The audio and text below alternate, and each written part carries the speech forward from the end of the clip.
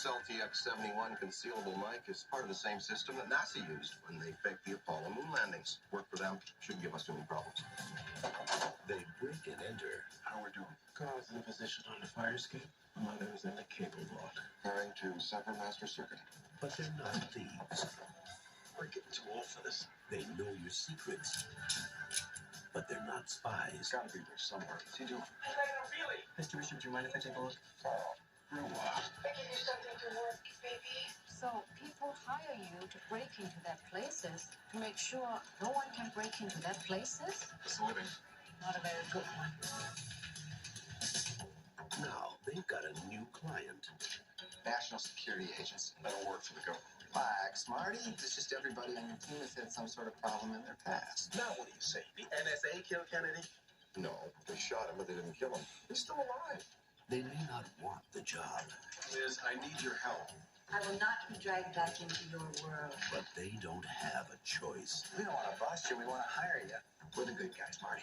Can't tell you what a relief that is, Dick. Your job is to find that little black box. You got it. Holy cow. What the hell is this? There's a war out there, old friend. A world war. Oh my God. How is this possible? It's not about who's got the most bullets. It's about who controls the information. Anybody want to shut down the Federal Reserve? Hey, don't screw around with that thing. It's all about the information. So it's a code breaker. No, it's the code breaker.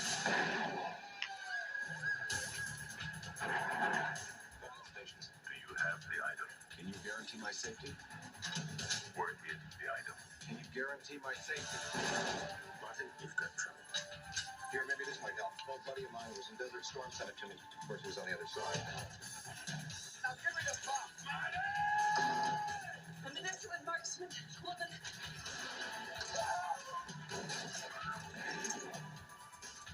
I'm Carl. There's a fire escape at the end of the north corridor. Go directly north, about 30 yards.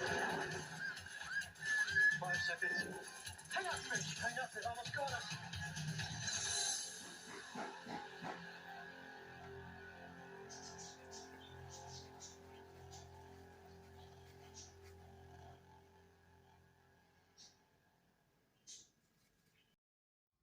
And welcome, ladies and gentlemen, to a new episode of the Movie Dawgs Show. Alright, folks, well, we're talking about Sneakers, one of my favorite films from the 1990s. It's got an absolutely wonderful cast. I highly recommend this film, folks. This is just, I mean, it's one of those rare occasions where you can really see where, one, the cast is having fun, and two, the camaraderie and the chemistry just overflows. It was directed by Lauren. It was written by Lawrence Laxer and Walter P. Parks. These guys came up with the idea back in '81. This film came out in like '93, if I'm not mistaken. But they wrote the movie War Games that starred Matthew Broderick and Ali Sheedy. It's a caper, it's a suspense thriller, it's a bit of an action, and it had some comedy in it. It had everything. And again, it was headed off by a wonderful cast. Legendary actor Robert Redford, Ben Kingsley, Sidney Poitier. This is one of like a second or third film that he did that year during his comeback. David Stradlin, Dan Aykroyd, River Phoenix. This was one of his last roles. Mary McDonald, Timothy Busfield, and James Earl Jones, who made a cameo voice, and then towards the end of the film, this film was just absolutely wonderful. The guys, the group that headed by Robert Redford's character, Martin Bishop, are basically sneakers. They professionally break into places where people think that they can't, businesses that cannot be broken into, to find flaws in their software or in their alarm systems, and they get paid to do something that they may have gotten in trouble illegally. Robert Redford's character, Martin Bryce, who ended up going by the name Martin Bishop as an alias, him and a friend are trying to break into some organizations to steal money and donate it to other people. There, it was in the '60s where they were trying to, make everything fair. But then, of course, the feds caught on, and Martin's friend gets caught, and Martin runs for the next 30 years or so, something like that. Next 20 years, maybe. But again, it's one of those things that had happened in the '60s, where a lot of people either they were draft dodgers or they were computer hackers, and a lot of them had to flee and live underground. So this it was pretty close to home. I've known or read about people who have done these type of things. But again, they are hired by what they believe is the National Security Council or Advisory, and they have to steal this box from this mathematical genius who ended up making the greatest code breaker in the world when it comes to computer software and getting anything that's encrypted that you absolutely cannot. So they managed to steal the box. Things ensue. People are killed because of it, and these guys have to go in hiding themselves. And I don't want to give away too much detail because I really want people to watch this. Mary McDonald, who was off red hot off of the Dances with Wolves. Her and Robert Redford had a wonderful chemistry together. They're two former lovers in the movie, where Martin's kind of trying to sneak his way back into her life, and there's a cute scene where he's trying to get her to come with him because she understands mathematicians lingo, and she's like, "We're not going back out. This is not a date." And she reluctantly helps him when he explains to her that the feds may have found him. But when she's walking away out of the room, she says, "This is not a date. I'll pick you up, so and so place." Redford does this really fist pump and goes, "Yes," which I think is one of my favorite scenes in the film. I mean, you have to see it, but Robert Redford really puts in a nice little light-sided humor and a very likable character. He usually plays a lot of hard-nosed character, but around this time he was playing some really hard-nosed characters. But again, when we get right back to the cast, it's just absolutely amazing. The director of this film, who I have to say, he just himself got off of directing a really great film, Field of Dreams, which again was absolutely just a wonderful film itself. Let me see the name of the director real quick. It was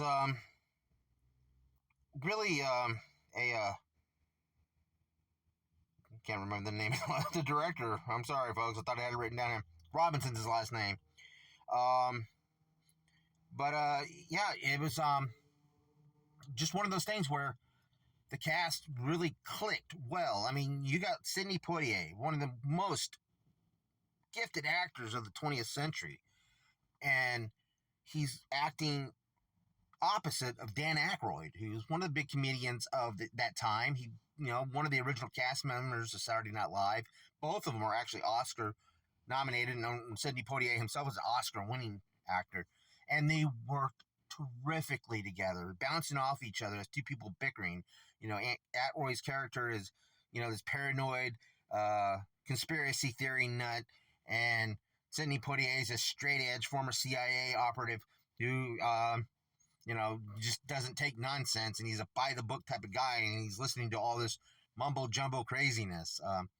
And they just worked well together. I would have loved to have seen a sequel, seeing these two guys working together again in some capacity. River Phoenix was the young, brash computer whiz that the guys themselves in a previous score some years before, found him, breaking into the school to change his grades. David Stradlin plays a man who's a blind man who has a very keen sense of hearing, and he just really nailed the character and made it very likable too, and very comedic at the same time. But um, again, the thing that really made this movie was the cast. I mean, it's one of the, the plot and the action and the suspense and the intrigue, was one of the intriguing parts itself. But the cast is just such.